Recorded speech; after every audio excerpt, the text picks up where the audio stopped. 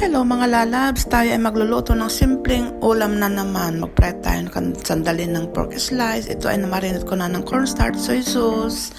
Iyan. At saka white pepper.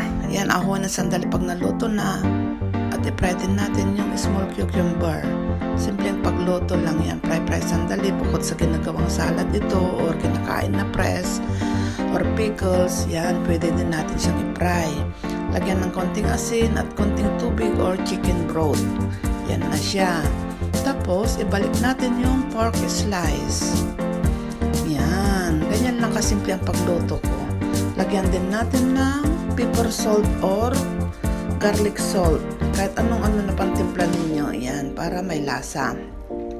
Masarap na siya mga lalabs. Ganyan lang ako magluto ng simpleng pipino or small cucumber with pork slice. Another recipe for today. Simple lang siya mga lalabs. Paborito to ni amo ko. Yan.